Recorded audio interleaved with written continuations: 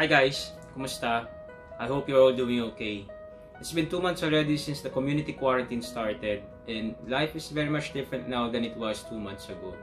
And a lot of people are actually worried because of the uncertainties brought about by this pandemic. Some are getting paid half their salaries, while others are still on floating status, no work, no pay. And sadly, others have lost their jobs permanently. Actually, may mga nag-message sa akin nagtatanong, Nino, paano ba namin mapagkakasya ang pera namin sa ganitong panahon? So in this video, I'm going to share with you 5 helpful tips on how you can conserve your money, free up cash, and generate cash inflows during this economic crisis.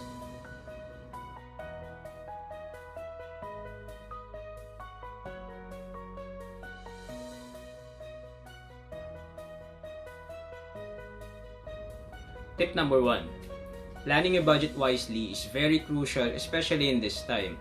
It's through budgeting that you're able to determine what are your finances and how you can manage them to avoid overspending. Dito mo makikita kung may matitirang sobrang pera na pwede mong gamitin sa ibang importanteng gastusin. Now, how do you do budgeting? First, identify your income. Ano-ano ba mga pera na pumapasok sa iyo? It could be your payroll or income from your business. Kung nag-avail ka ng cash assistance from the government, isama mo na dito. Isama mo na rin kung may na-expect kang iba pang funds na darating gaya ng remittances mula sa mga kamag-anak. Second, identify your expenses. Ano ba mga expenses mo ngayon na essential? Take note of the word essential. Yung importante lang, most probably they are expenses on food, groceries, medicines, and other essentials. Gas also for your transportation. Sa ngayon, wala pang utility bills, but you should still set aside an amount for them para pag dumating na yung mga bills, hindi tayo masyashook sa laki ng babayaran natin dahil nakapagtabi tayo ng pera para pambayad sa kanila. Isama mo na rin ang mga upcoming expenses mo gaya ng tuition fee at school supplies ng mga bata. Lastly, identify how much savings you have. Magkano pa ang pera nakatago sa savings account mo? Do you have an emergency fund? Ano nga ba emergency fund? An emergency fund should be equivalent to at least 3 to 6 months of your income na nakasave exclusively for emergency expenses. By now, you should know the importance of having an emergency fund. Hindi natin alam kung kailan tayo magkakasakit o posibleng mawalan ng trabaho o ganito, may economic crisis tayo. Mabuti na yung may nakahanda tayong emergency fund na pwede natin pagkunan ng pera sakaling magkulang o mawalan tayo ng source of income. Ngayon, na-identify na natin yung income, expenses, at savings mo. Now, let's do the math. So, yung income minus expenses plus yung savings, yan ngayon yung available cash on hand mo pa na magsisilbing buffer mo sakaling magkulang ka sa budget mo. You need to plan how long you can make that savings last. Again, you have to stick to your budget. Discipline is very important para makonserve mo yung pera na meron ka. Tip number 2. A lot of companies are offering financial relief for those who need it.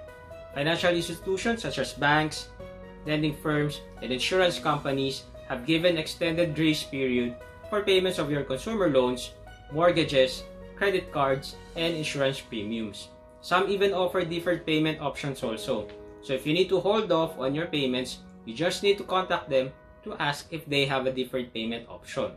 But you need to be aware if may add-on interest ba siya for skipping payments. So you need to confirm that with them first before you avail of that option.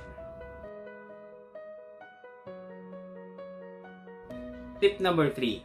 An easy way to free up cash for the meantime is to cancel monthly subscriptions that you can live without.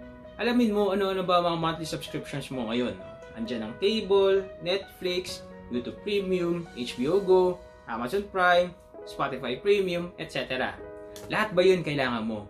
O lagi mo ba silang ginagamit? Check mo din ang postpaid plan ng cellphone mo. Reassess mo kung lahat ba na nakakabit sa plan mo ay nagagamit mo. Baka naman sufficient pa rin kahit mag-downgrade ka to a lower plan. Hindi mo naman kailangan tanggalin lahat ng subscriptions mo, pero i-maintain mo lang yung mas madalas mong ginagamit. Remember, it's not about eliminating expenses, but rather redirecting your funds to more essential expenditures. And yung pag-cancel ng subscriptions mo, hindi naman permanent yan. Pwede mo silang ibalik once maluwag na ulit ang iyong finances. Tip number 4. Food is definitely one of the most important expenses at home. At dito tayo madalas nag-overspend dahil aminin natin, masarap kumain. Lalo na sa mga paborito nating restaurants.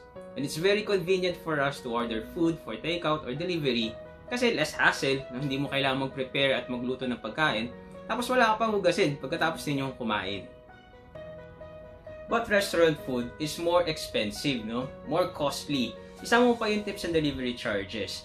You can imagine how much you can save kung kayo magluluto ng pagkain ninyo. Actually, now is a good time to level up your cooking skills and learn new recipes because you have more time at home. And a lot of people are actually doing it now, no? And they are enjoying the experience. You can limit the takeouts and deliveries sa weekends na lang. Now, when doing your groceries, keep it simple. Buy only the basic and important things that you need at home. Gumawa ka ng listahan ng mga bibili mo sa grocery para maiwasan mo ang impulsive buying. And remember to stick to your budget. Don't overspend.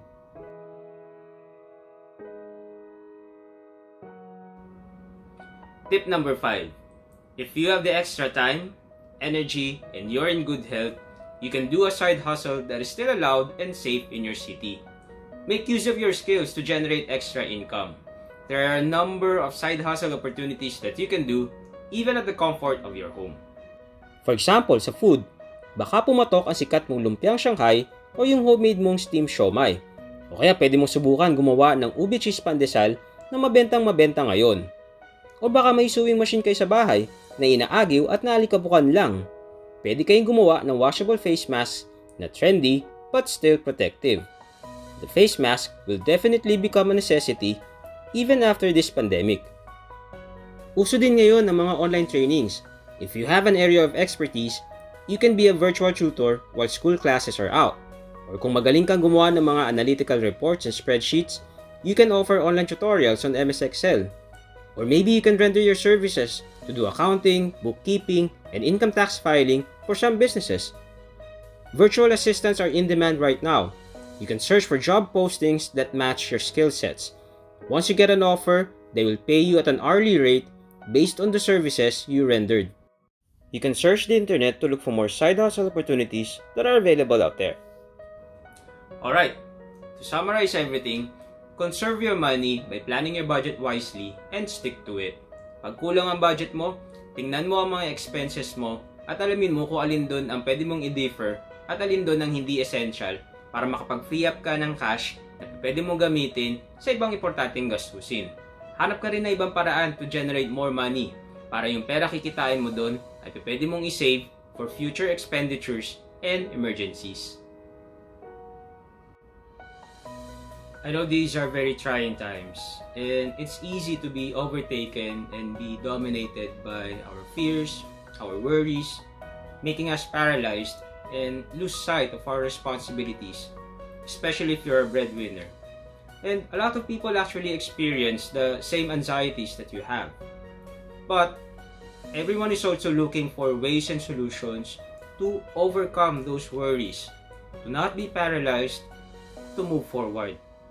We need to embrace all these changes that are happening now, and let's do our best to go onward. Kaya natin to. I hope I was able to help you through this video. If you need any advice on financial planning, just send me a message. Consultation is free. Alright? Thank you again. God bless us all. And stay safe.